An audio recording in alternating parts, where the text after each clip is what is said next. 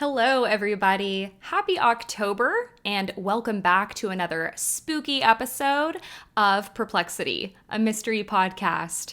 As always, I'm your host, Kadra, and as it is October, I have another creepy episode for you guys today.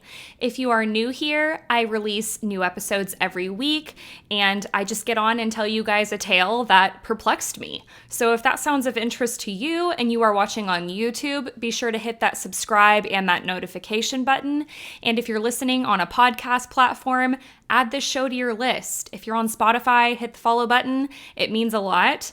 Also, I want to remind everyone that I have bonus episodes for the month of October coming out every Tuesday. Those are podcast exclusives, meaning if you're watching on YouTube, you do not have access to those, except for my October movie and film recommendations. That is out on YouTube and podcasts. But if you want to hear me tell some creepy stories from Reddit, you can go hear those every Tuesday wherever you get your podcasts. I've been having fun with those for you guys. And just another couple quick announcements, I promise, and then we'll get started with this crazy story. I wanted to remind everyone that I have merch through Bonfire. That link is in every single episode description.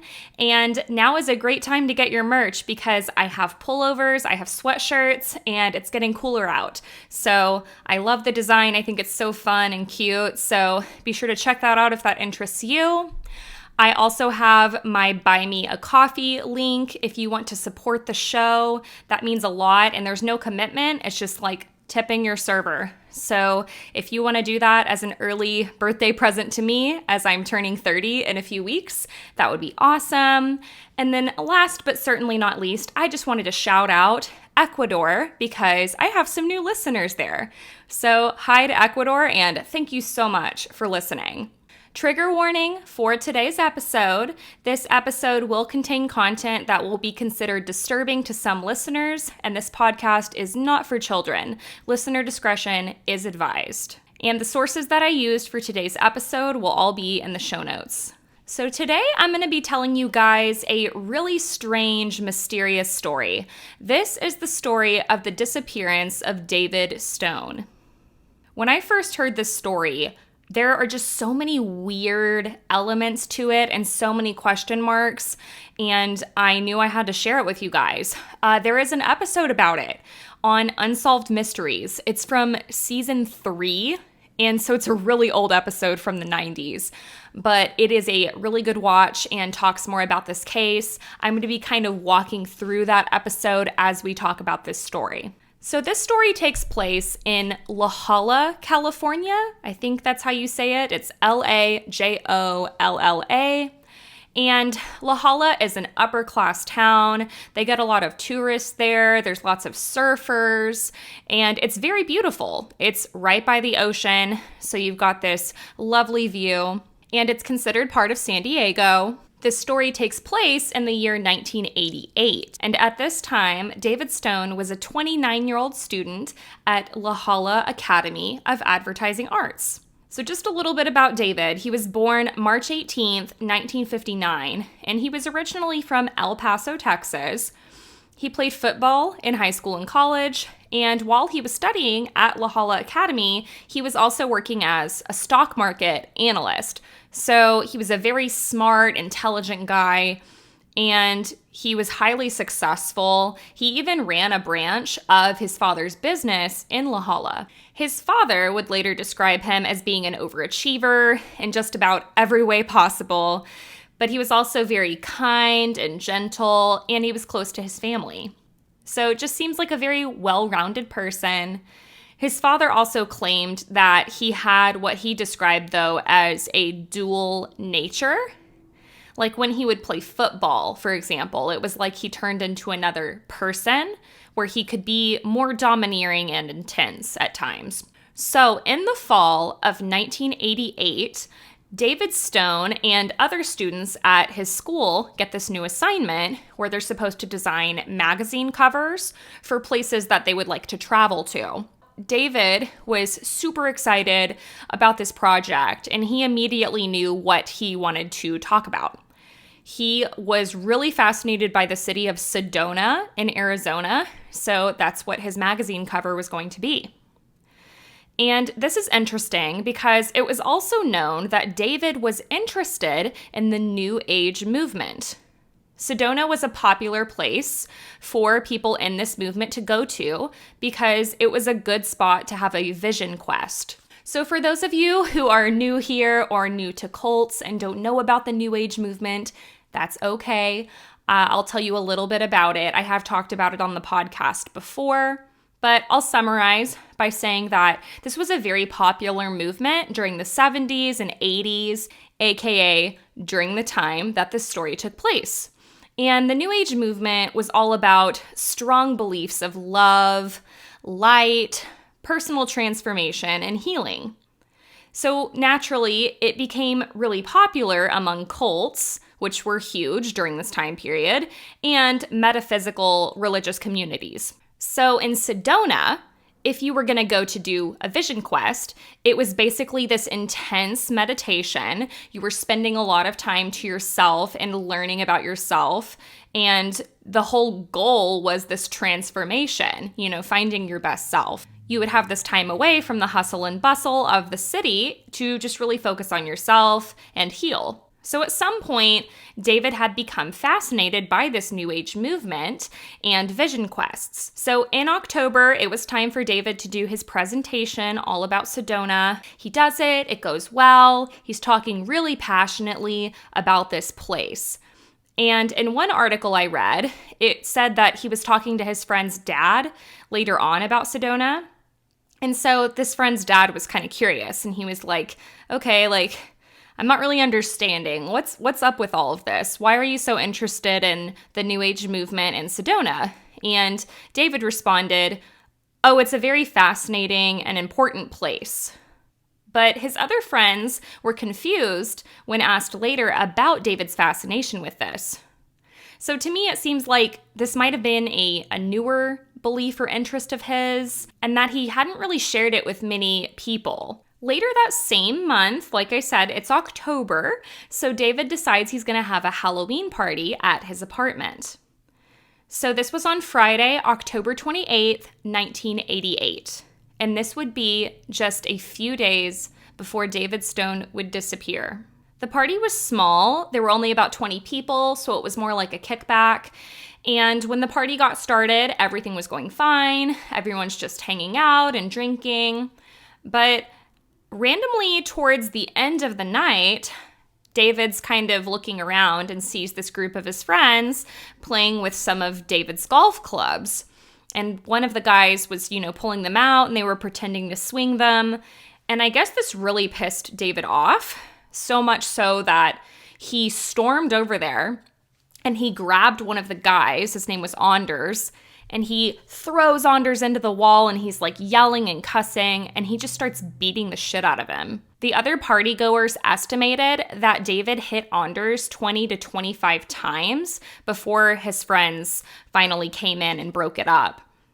So Anders was hurt pretty bad. He was bleeding a lot. And it seems like after the fight ended, David kind of came to. It's like he almost blacked out during the fight, when you get so angry. But he eventually comes to, and he was in shock of what he had done.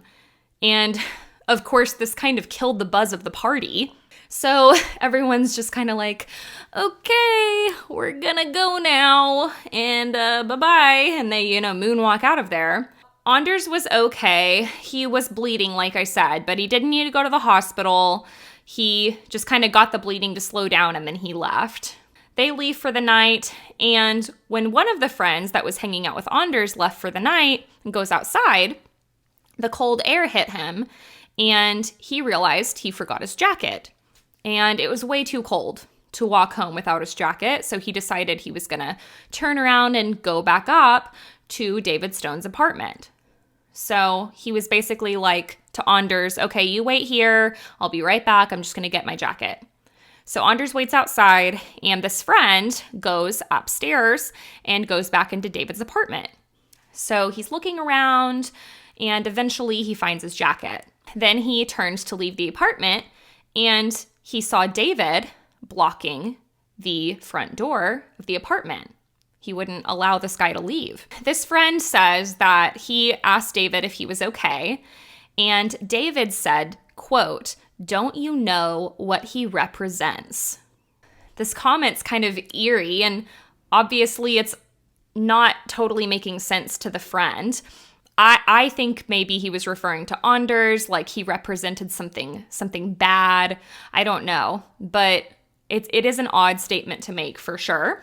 This friend that was talking to David also later say that David didn't seem to ever have any history of mental issues or anger problems. So all of these events that have just transpired seem very sudden and out of character. The friend was eventually able to get out of the apartment and leave, and David told him as he was leaving that he was going to take some time to think about what he did. He basically was like, "I'm sorry, I'm going to think about my behavior."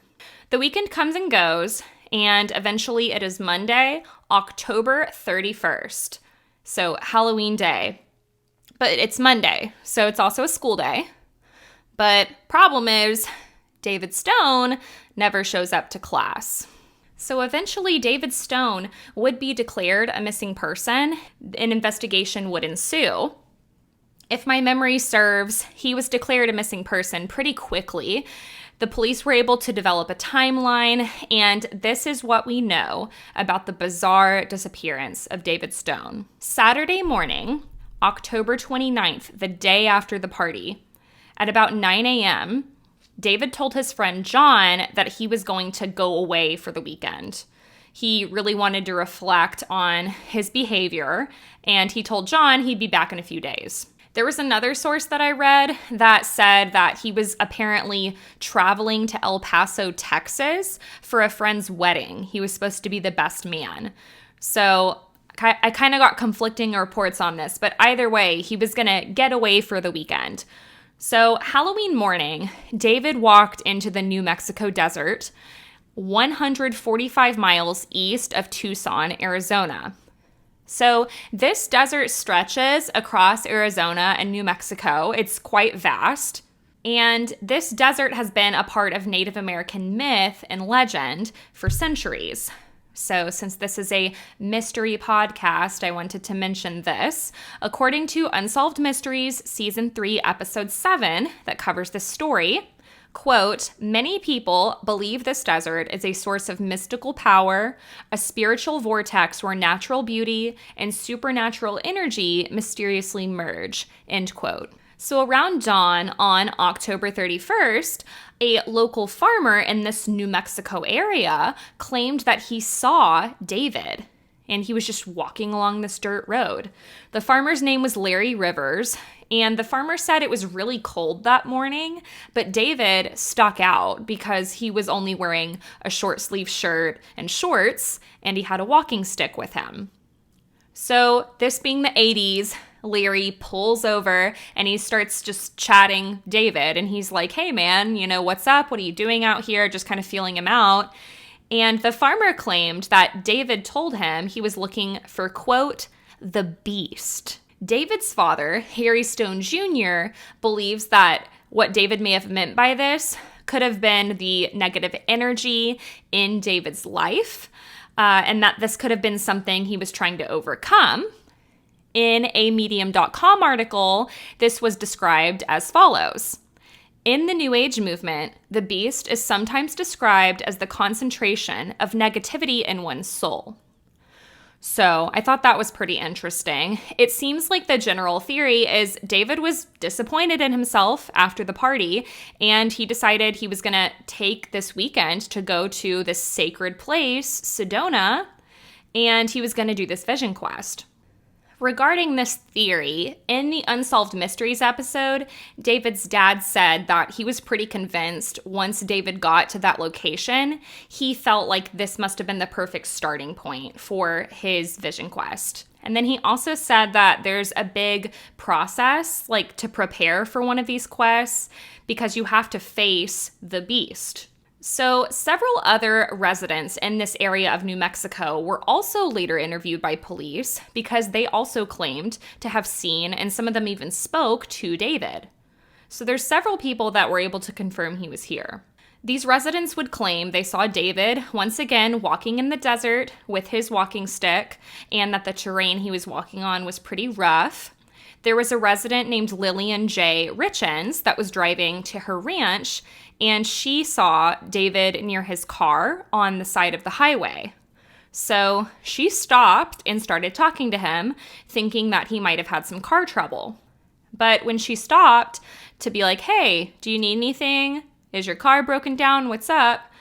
David claimed he was completely fine and that he didn't need anything. So Lillian drove away. Another resident and railroad worker named Glenn O'Duncan found it strange that David was walking across the desert alone in the cold with his shorts and shirt and no coat. Several other residents also told police they saw David talking to himself and he appeared to be acting strange. The police would also later find several strange pieces of evidence, and these seemed to be intentional clues that David left behind. In early November, bloodhounds tracked David's scent to a bare stretch of highway in New Mexico on Highway 80, and this was 14 miles south of Road Forks, New Mexico. His car was found parked at like this kind of crooked angle, like he was getting out in a hurry, and it was abandoned on the side of the road. So 4 days after David's car was found, his father was able to join the search team as well. And for 3 days, this team searched the desert, and they had 4 planes with them. They had more than 40 trackers on the ground, all these volunteers. So the search was pretty extensive. So starting where the car was found, David's trail seemed to head in the northwest direction towards this peak called Granite Peak.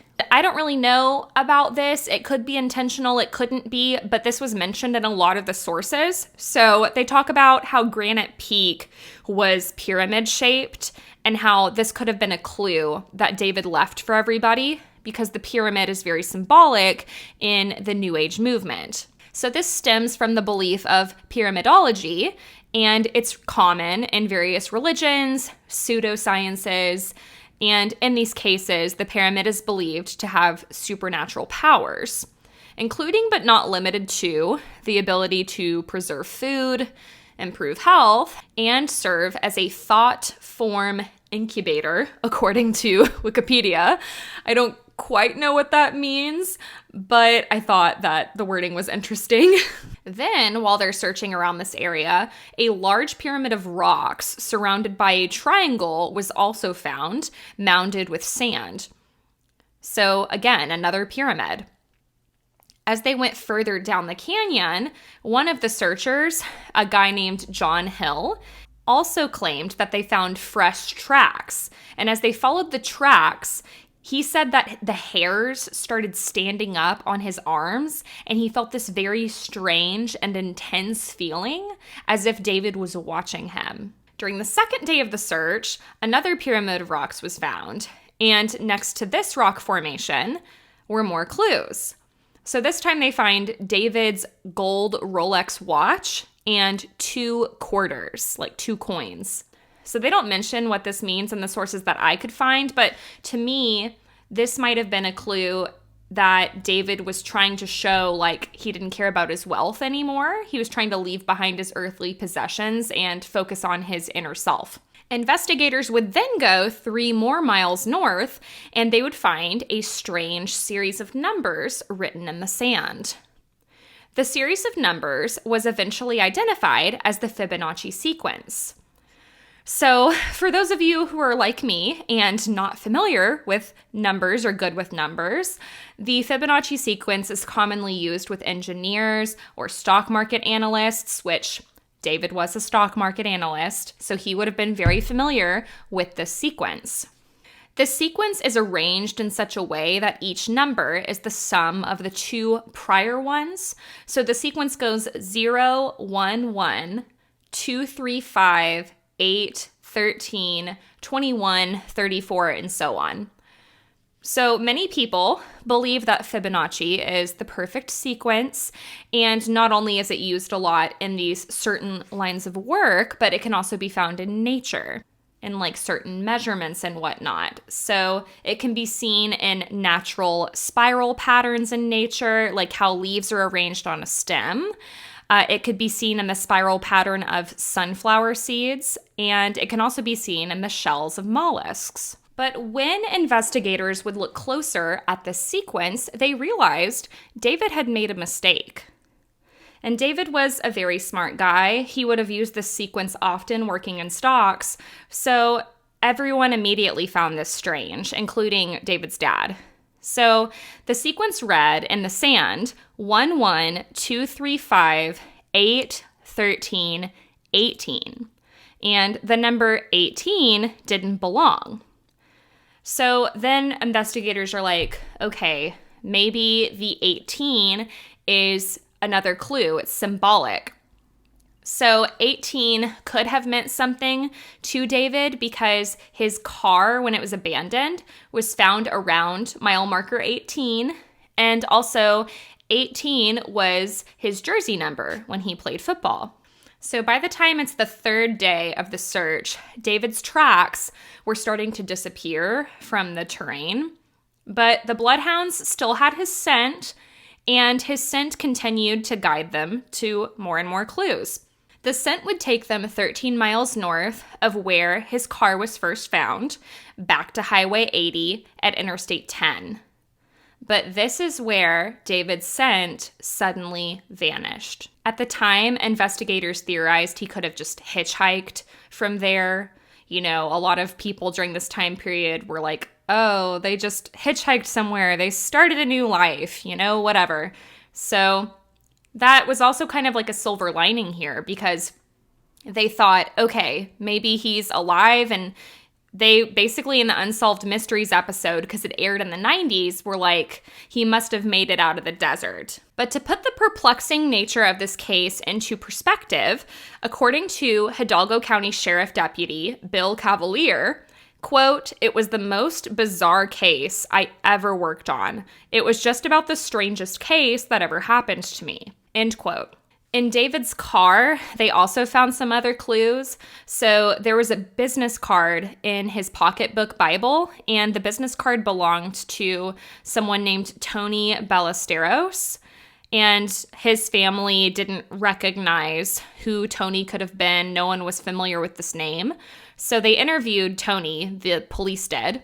He claimed he had never met David before, but he was in the area camping in the desert around the time that David could have walked through there. So Tony claimed that perhaps David found his business card lying on the ground because they had camped around there before, and he claimed that his friends were coming to visit his campsite, and so he was like, oh, I'll just pull out my business card and I'm going to put it in this tree so that people know where to find us. But I feel like that's kind of weird. It doesn't seem like Tony had anything to do with this. Like, he could have just been scared and, you know, nervous with the police. But it just seems like an odd excuse. But it's absolutely possible that he could have just happened to find Tony's business card on the ground and been like, oh, I might call him, and just, you know, stuck it in his pocketbook Bible. There was also a strange note found in David's car, and no one to this day knows for sure what David meant by this message.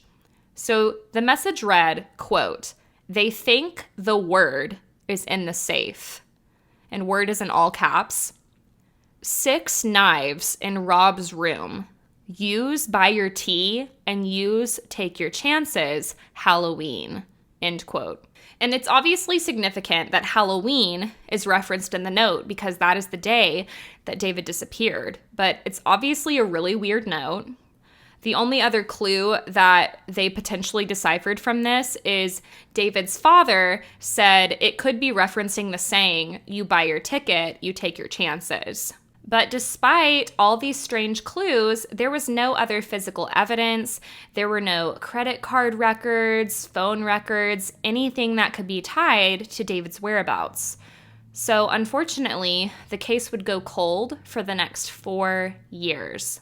Oh, also a quick thing. Hidalgo County Police never figured out where David could have gotten his water from while he was out in the desert.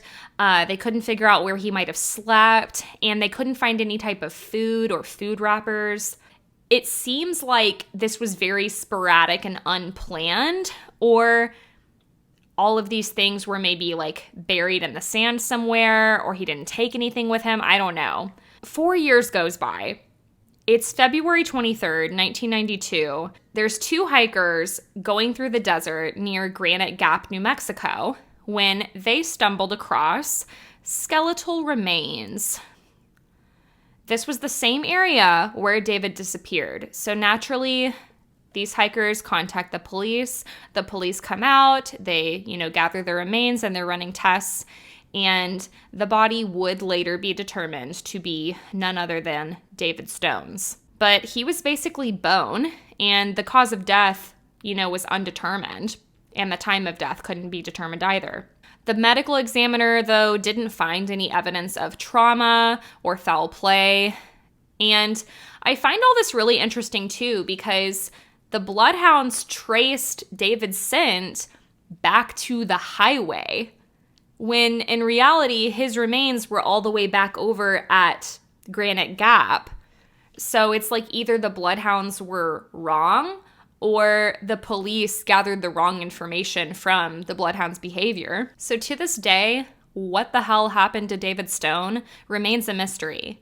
If you want my opinion, I personally think that he was on this vision quest and he likely succumbed to the elements because he probably hadn't dealt with this type of terrain, this desert-like weather before. But nonetheless, whatever your theories are, this is still really weird and there's a lot of questions. What did the note in his car mean? Why did he suddenly begin acting so strangely when he was back up in California? Was he having some type of psychotic break? Was he on drugs? What got him interested in the New Age movement? Could this Tony Ballesteros guy with the business card have had anything to do with this? Was this actually a death by misadventure or something more paranormal, sinister? Unfortunately, David's father would pass away in 2008, having never known what happened to David. And that, everybody, is the perplexing case of David Stone. Thank you so much for listening to this October episode. If you enjoyed it, please be sure to let me know, and remember those ways to support the show. Hit that subscribe button and that notification button if you are watching on YouTube, or if you are listening on the podcast, follow the show and leave 5-star reviews, please and thank you. Each time that you hit that subscribe button and you hit that 5-star button, it puts the show in front of dozens of other listeners. This is going to be my last October episode as far as like full-length episodes go. I'll have one more bonus episode coming out on the podcast on Tuesday. So feel free to check that out. I will have one more spooky episode for you guys, and it's a big story coming out on November 1st. So be sure to tune in for that. But I hope you guys have an awesome Halloween and that you all stay safe. You're all amazing. And I will talk to you guys next week. Bye.